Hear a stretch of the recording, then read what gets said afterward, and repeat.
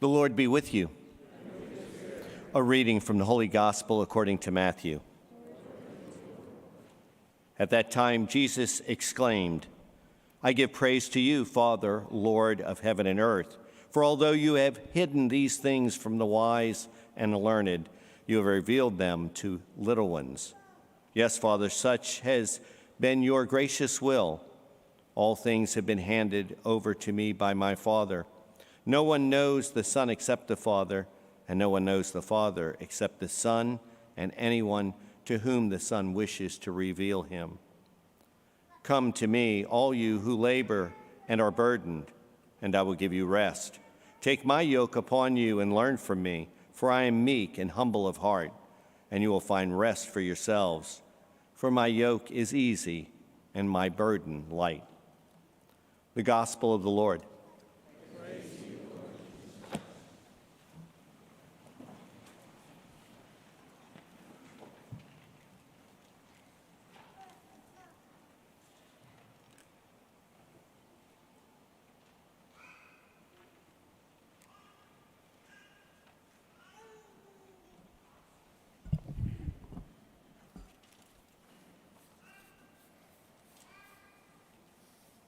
So this weekend we celebrate the 250th anniversary of our nation. What an amazing privilege that is for us as Americans, and what an amazing opportunity we have as American Catholics to be able to come together and mark that occasion through this communal celebration of the Mass, where we can take the time to pray for our nation and thanksgiving for its past and for God's blessings upon its future.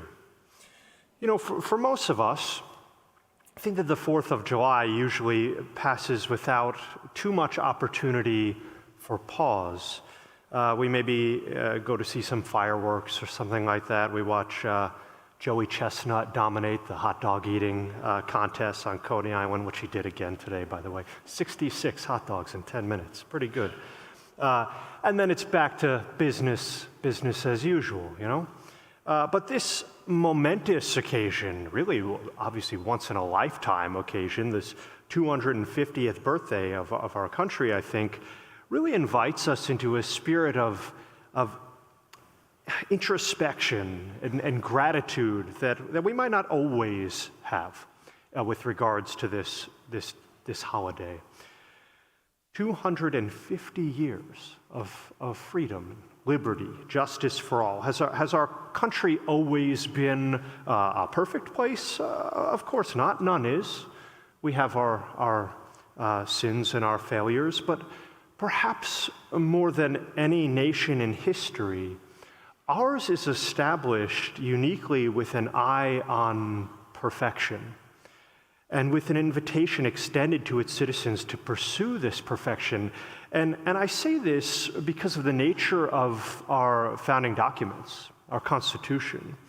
We are a nation whose founding documents are based very explicitly in the natural law of God, and are really, if you read some of this, it's just dripping with language that reflects the Christian philosophy and Christian anthropology that was very much held dear by our founding fathers. So that's why you'll encounter language that talks about unalienable rights, right? The rights to life and to liberty and to human flourishing. You'll hear language expressing equal protection under the law, every man and woman and child with common and equal dignity. These are certainly high ideals, and they're ideals that are very much derived from Christian faith. John Adams, our second president, of course, he once said that our Constitution was made only for a moral and religious people. It's wholly inadequate to the government of any other. I hope that we can take a moment to really give thanks to God that we live in such a country, one where moral responsibility of us, the citizenry, is not just an afterthought, but really the foundation for our entire system of governance and the benchmark of civic life. And this pursuit of truth and this pursuit of virtue was the vision for the country right from the beginning, even before its founding, right? Even before 1776. The Puritan leader, John Winthrop, he called America a city on a hill.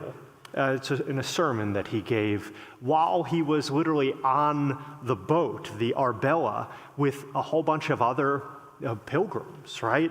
On the way over to the New World to found the Massachusetts Bay Colony in New England in 1630. That's over 100 years before the founding of our nation. He stood on that boat and he said, we're going to form a city on a hill. And of course, that's in reference to Jesus' insistence, we hear today in our gospel, that his followers should be the salt of the earth and the light of the world. And a town built on a hill cannot be hidden, and neither can a light be hidden under a bushel basket. So I think it's fair to say that America was built and founded with great expectations for both its government and its people. The question then is, how can we meet those expectations, those incredible expectations set for us? You know, these days, I think that people are exceedingly more and more worried about the state of our nation and its moral trajectory. You know, I talk to a lot of people, both here at Good Shepherd and, both inside the Catholic Church and outside the Catholic Church. And there's a lot of fear, I suppose we would say, anxiety. Tempers are high. As we know, the political spectrum has very much become bloated on its extreme ends. Things seem to be more secular than ever before. Moral relativism has begun to jeopardize what we once believed to be self-evident truths held in common by all Americans. So what will the future hold? That's what a lot of us are asking. Can the American dream persist for generations to come, or is it kind of on borrowed time? I think there can be a great burden in feeling that way and holding that anxiety. And I'd be lying if I said to you that I haven't felt that way at some point or another. All you got to do is, scroll social media or watch the news for a few minutes, and that thought will cross your mind.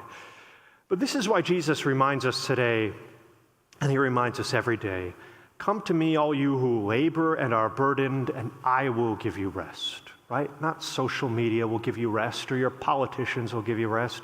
I will give you rest. I think things feel so much lighter when we remember that. Although fallible men and women run our country on a day-to-day basis, it's ultimately God who is in control. And I don't know about you, but I feel that our future feels much brighter when we put it in the hands of the Lord, as it should be. His dominion shall be from sea to sea and from the river to the ends of the earth. That's what the prophet Zechariah reminds us of today in our gospel, in our first reading. Do we think that our own country somehow falls outside of God's dominion, outside of God's stewardship? Of course not. I believe, as I'm sure you do, that God has incredible plans for this nation, plans that have yet to be realized. He's done great things with us in just 250 years, just a blink of an eye in the grand scheme of things. And he's done that with us broken as we are, imperfect as we are. So I have reason to believe that there's so much good yet to come. What it requires, though, from us is our humble cooperation, our humble commitment to live out that vision of our founders. In order to form a more perfect union, of course, the language that we see in our founding documents, we don't have to reinvent the wheel, start anew, as many suggest. We hear people say that all the time. We got to just tear it down and start over. We don't have to incite revolution or something, abolish Western society, all these kind of radical ideas.